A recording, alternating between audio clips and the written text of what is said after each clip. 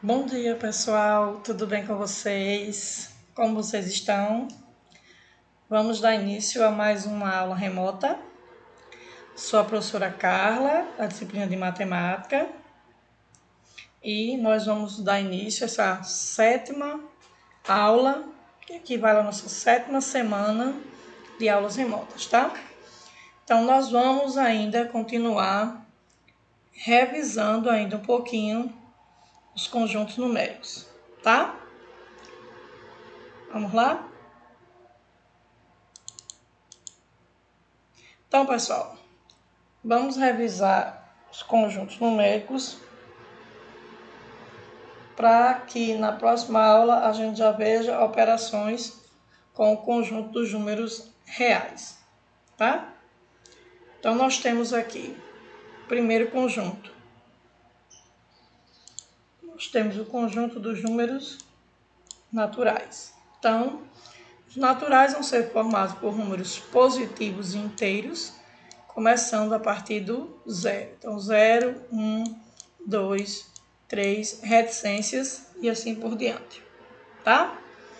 Conjunto dos números inteiros, então representado pela letra Z maiúscula, vai ser todos os naturais e nós vamos acrescentar ainda os negativos.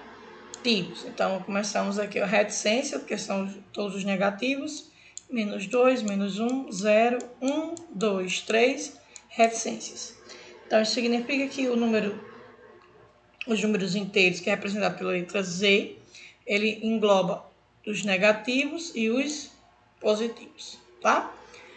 Racionais, representado pela letra Q, ele vai pegar todos os naturais, todos os inteiros, tá? E vai se acrescentar ainda as frações, tá? Por exemplo, 1/2, 1/3, e as dízimas periódicas. Então, o que são dízimas periódicas? Por exemplo, 2,333 em diante, tá? Então, são chamadas de dízimas periódicas quando a gente consegue identificar quem é o período. E o período é quem? É o número que se repete logo após a vírgula, tá? Irracionais. Então, olha, os racionais vão ser as raízes não inteiras. Por exemplo, raiz de 2, ó, não é uma raiz exata, tá? Raízes não inteiras. E dízimas não periódicas. Então, esse número aqui, ó, a gente observa aqui, ó, logo após a vírgula, a gente aqui não consegue identificar quem é o período. Tem vários números diferentes, os números não se repetem. Como os números não se repetem, eu digo que a dízima é não periódica, tá? Quando isso acontecer, o número é considerado irracional. Ok? Vamos para o próximo slide. Então, todos esses conjuntos que eu expliquei no outro slide, naturais, inteiros, racionais e irracionais, a união desses 4 conjuntos aqui, ó, vai formar o conjunto que a gente estuda no 9º ano, que é o conjunto dos números reais, tá? Então, os reais, ele vai englobar todos os conjuntos que vocês já estudaram até o momento, tá? Naturais, inteiros, racionais e irracionais, tá? Então, é a união de todos esses conjuntos. A união de todos eles vai formar o conjunto dos reais, tá? Então, vamos lá. Próximo slide. Os números inteiros, pessoal, relembrando, ó, os números inteiros, a gente viu que são o quê? Os negativos, os positivos e o zero, tá?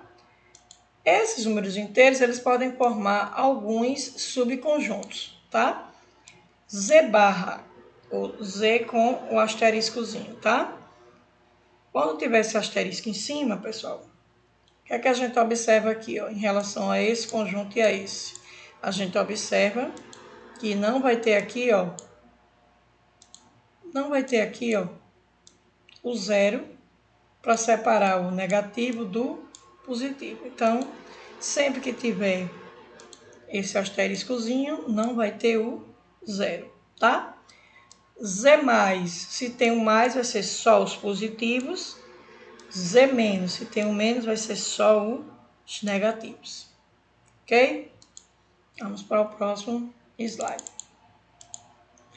Então, ó, nós vamos ver, tanto para números positivos como os negativos, quem é o antecessor, tá?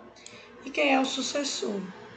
Então, a palavra antecessor já está dizendo ó, que vem antes, sucessor que vem depois. Então, se eu pegar um número negativo, menos 1, por exemplo, quem é que vem antes do menos 1? Quem vem antes do menos 1 é o menos 2. Quem é que vem depois do menos 1? 0. Então, os negativos, pessoal, ele começa a partir do menos 1. Então, como ele começa a partir desse número aqui, ele vai ser o maior número negativo, tá?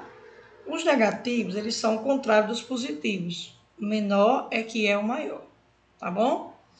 Então, o próximo exemplo, letra B. O antecessor de menos 5 é menos 6. Então, vamos colocar aqui menos 5. Então, quem vai vir antes, quem vai vir depois. Então, quem vem antes dele?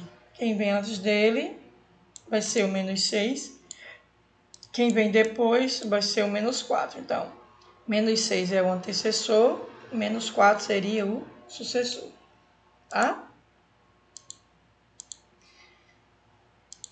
O sucessor de menos 10 é menos 9. Então, é sempre, os negativos, é sempre uma casa voltando, tá? Tá sempre voltando. Lembrando que, se eu perguntar desses dois, quem é o maior? Quem é o maior? O maior é o menor, tá? Por isso que ele é o sucessor. Vamos para o próximo slide.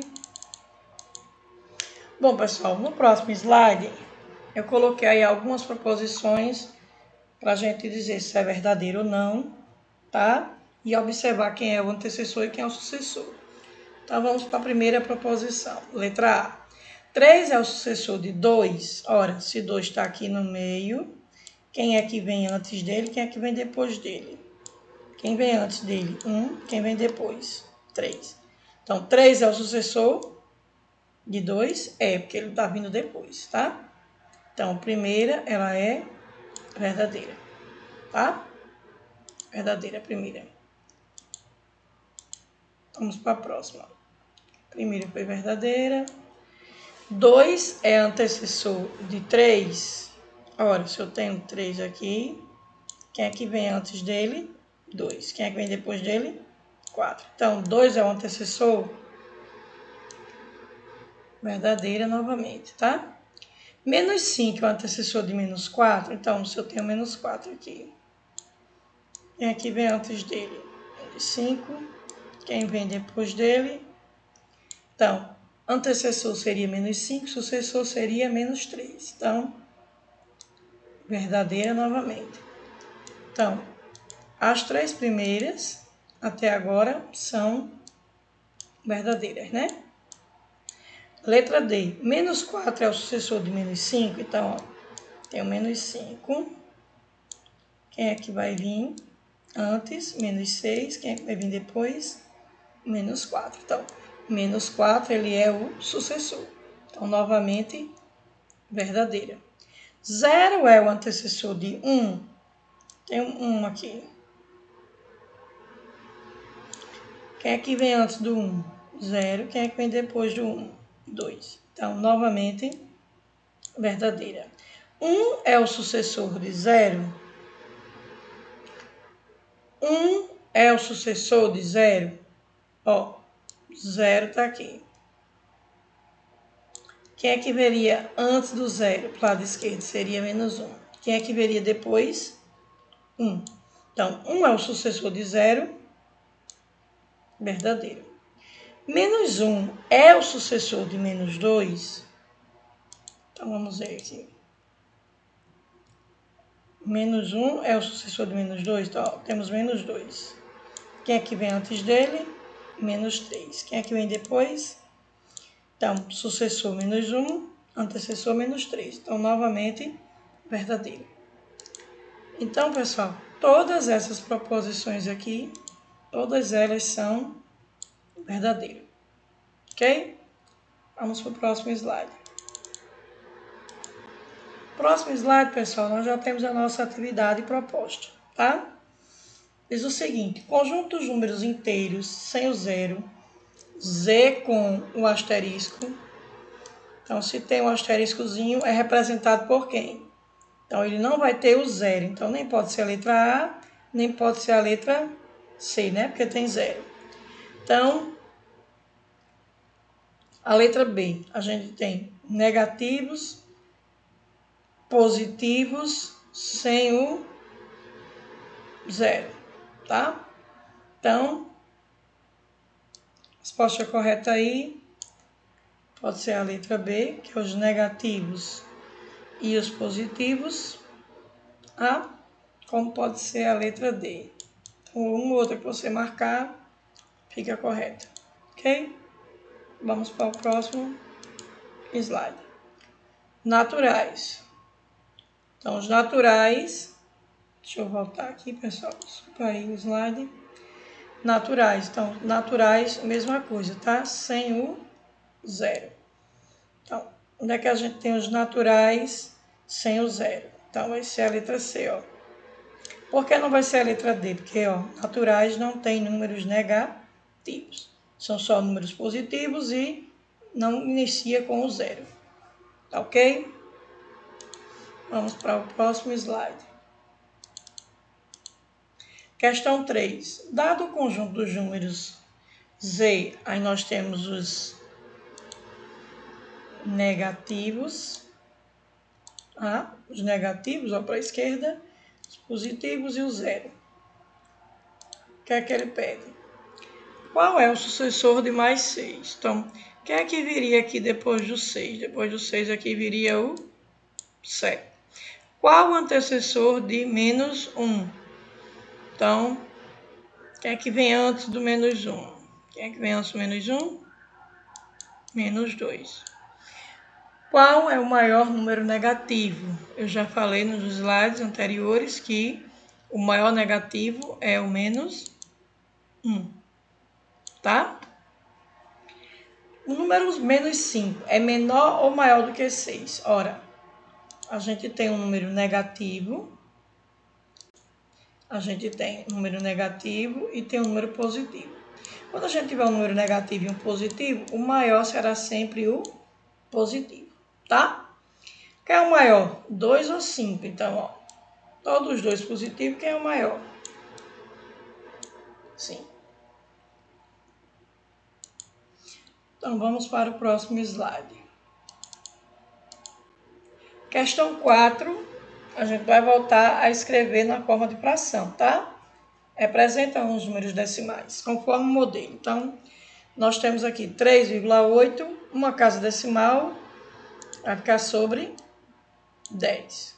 Então, vai ficar 38 sobre 10. Duas casas decimais, 45 sobre 100. E três casas decimais vai ficar 6 sobre 1000. Então, aqui eu vou ler 38 décimos, 45 centésimos e 6 milésimos. Então, vamos ver aqui. Vou fazer duas letras aqui para vocês, tá? 4,2, uma casa decimal. Então, vai ficar 42 sobre 10. Vamos ver a letra D. 18. Três casas decimais estão sobre 1000. Então, repetindo. A letra A fica 42 sobre 10. A letra D fica 18 sobre, como tem três casas decimais, 1000. Então, ó, uma casa decimal, uma casa após a vírgula equivale a 10, duas casas decimais equivale a 100, três casas decimais equivalem a 1000. Vamos para o próximo slide. Bom, pessoal, estamos terminando mais uma aula remota, tá? Qualquer dúvida, podem falar comigo pelo WhatsApp. Estarei à disposição de vocês, tá? Lembrando que a minha atividade é postada no Facebook e também nos grupos de WhatsApp. Qualquer dúvida podem falar comigo. Fiquem com Deus e até a próxima aula. Tchau, pessoal!